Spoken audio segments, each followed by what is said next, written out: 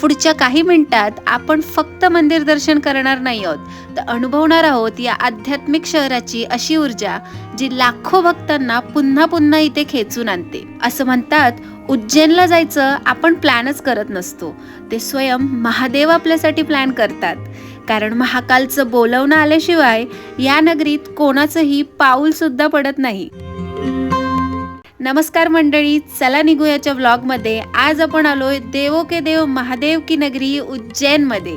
उज्जैन हे मध्य प्रदेशमध्ये लोकेटेड आहे आणि इथेच आहे महाकालेश्वर मंदिर, जे भारतातील 12 ज्योतिर्लिंगांमधील एक आहे. असं म्हणतात, महाकालच्या दर्शनापूर्वी कपाळावर चंदन आणि महाकालचं नाव लावण्याची एक वेगळीच भावना आहे. कदाचित हा फक्त चंदनाचा टीका नाही, तर श्रद्धेची सुरुवात असते. जय महाकाल.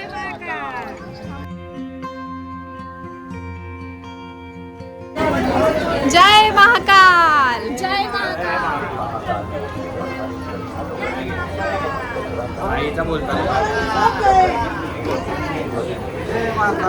आम्ही सगळ्यांनी फुलं वगैरे घेतली आहे, डोक्याला हा चंदनाचा लेप लावलाय आणि आम्ही सगळे आता महाकालच्या दर्शनासाठी चाललोय. आज वीकेंड असला तरी पण फारशी अशी गर्दी काही दिसत नाहीये, तर बघूया दर्शन किती व्यवस्थित होते. आणि वी आर नॉट शुअर की आतमध्ये मोबाईल न्यायला अलाउड. फक्त महाराष्ट्रात आहे, त्यामुळे इकडे गर्दी नाही. हा, सो होपफुली आमचं महाकालचं दर्शन खूप छान होईल असं आम्हाला वाटतंय. जय महाकाल. महाकालचं दर्शन घेण्यासाठी देशाच्या कानाकोपऱ्यातून भक्त इथे येतात आणि इथे आल्यावर त्यांच्या तोंडावर एकच नाव असतं, जय महाकाल. हर हर महादेव. महाकालचं नाव घेत आम्ही गर्भगृहात आलो आणि समोर आला तो क्षण. हा डिवाइन एक्सपिरियन्स शब्दात सांगणं अशक्य आहे.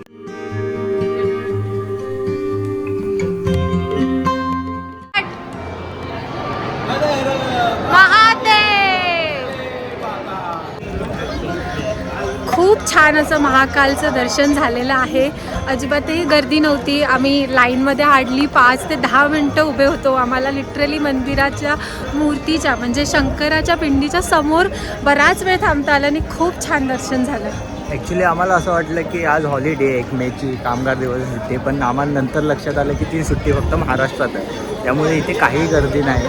आणि आता आम्ही बघतोय आमचं दर्शन वगैरे 12च्या आधीच झालं आणि आता गर्दी वाढत चालली, त्यामुळे आमचं व्यवस्थित मस्त दर्शन झालं. आम्ही 5-1 मिनटं महाकालच्या समोर उभे होतो. मस्त फिलिंग होतं, एक पॉझिटिव्ह वाईब्स आले, मस्त मजा आली. एकदम मन प्रसन्न झालं. बऱ्याच वर्षापासून म्हणजे 2-3 गेल्या वर्षापासून आमच्या मनात इच्छा होती की महाकालचं दर्शन करावं आणि यावं, पण असं म्हणतात ना की इथे येण्यासाठी तुम्ही प्लॅन नाही करत, महाकाल तुमच्यासाठी प्लॅन करतात. आणि जसं की सगळे म्हणतात बुलावा यायला लागतो, तर आमचा बुलावा आला आणि आज आम्ही महाकालचं दर्शन घेतलं.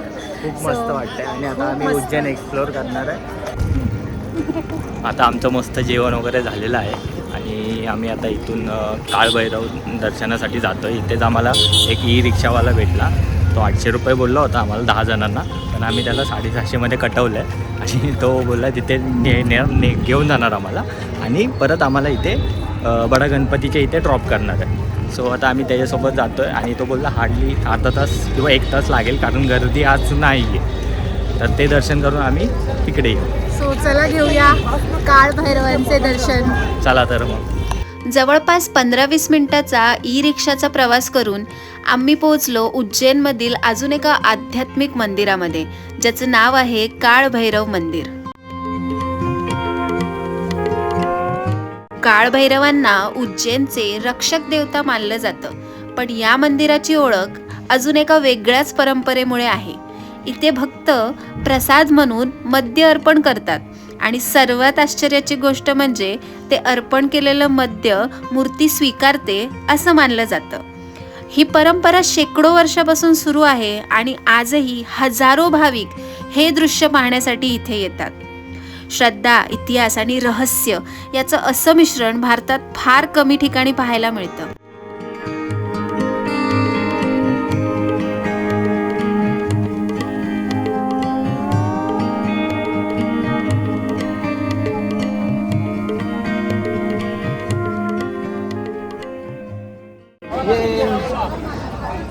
जय काल भैरव.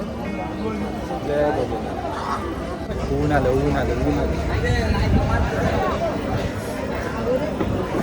अजिबातही गर्दी नाही आहे काळ भैरवला. मी यूट्यूबच्या खूप साऱ्या व्लॉगमध्ये पाहिलं होतं की तुम्हाला लिटरली 3-3 तास लाईनमध्ये उभं राहावं लागेल जर काल भैरवाचं दर्शन पाहिजे तर. पण आत्ता मी इथे आली आहे आणि इथे बघते तर अजिबातही गर्दी नाही. खूप इझिली आम्ही ह्या बॅरिकेडच्या मधून चालत जातो आहे आणि पुढे सुद्धा आम्हाला आमच्या रिक्षा ड्रायव्हरने सांगितलं की दर्शन अगदी आरामात 15 मिनटात होणार आहे. सो तुम्ही जर मे महिन्यात इथे यायचं प्लॅन करत असाल तर येऊ शकता. गरमीसुद्धा फार अशी नाही आहे, मुंबईसारखंच वातावरण आहे त्याच्यामुळे अति गरमीसुद्धा इकडे नाही आहे. सो मे हा बेस्ट टाईम आहे इथे दर्शन करण्यासाठी. आणि तुम्हाला क्राऊडपासून वाचायचं असेल आणि झटपट दर्शन हवं असेल तर मे हा टाईम बेस्ट आहे.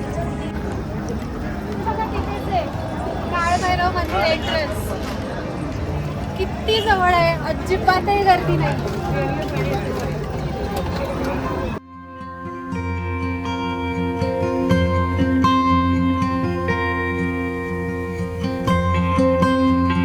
हेच आहे श्री काळ भैरव मंदिर.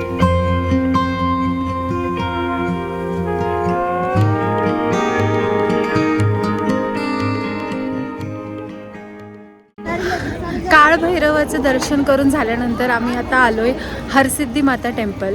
हरसिद्धी माता टेम्पल हे भारतातील 51 शक्तिपीठामधलं एक आहे.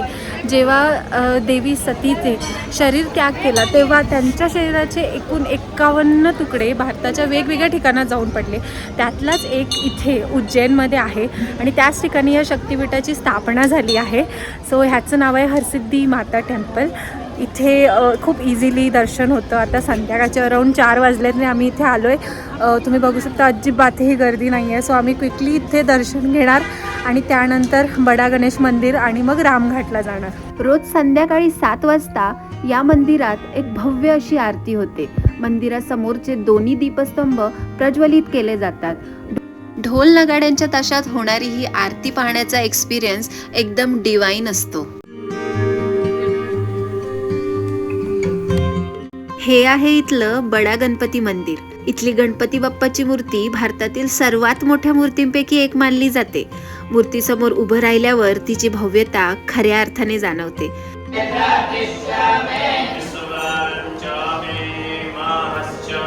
पण दिवसातील सर्वात सुंदर क्षण अजून बाकी होता. संध्याकाळ होताच आम्ही पोहोचलो शिप्रा नदीच्या घाटावर.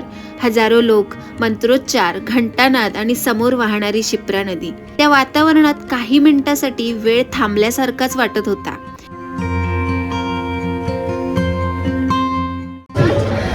संध्याकाळचे 6 वाजले आहेत आणि आम्ही आता रामघाटावर आलोय.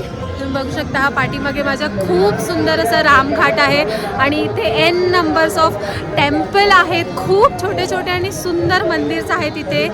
आणि ह्याच घाटावर होते उज्जैनमधली फेमस शिप्रा रिव्हर महाआरती आणि आम्ही त्यासाठीच इथे आलोय. इकडे ह्या साईडला महाआरती होते. आम्ही एक जागा पकडून 15 मिनटं थोडं लवकर आलोय आणि आम्ही जागा पकडली आहे म्हणजे आम्हाला आरती प्रॉपर एकदम जवळून बघता येईल.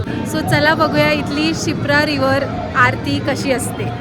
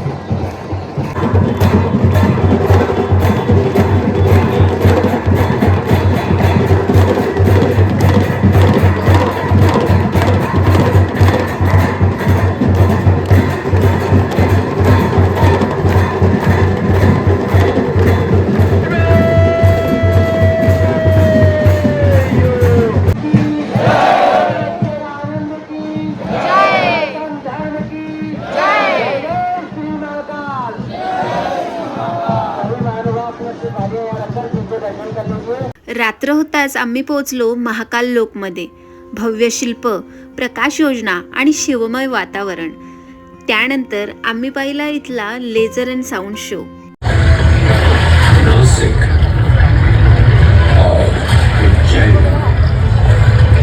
अमृत की इन्हीं बूंदों के कारण उज्जैन में उज्जैन सोडताना आमच्याकडे फक्त फोटो आणि व्हिडिओ नव्हते, सोबत होत्या काही आठवणी, अद्भुत क्षण आणि महाकालच्या नगरीत घालवलेले काही डिवाइन एक्सपिरियन्स.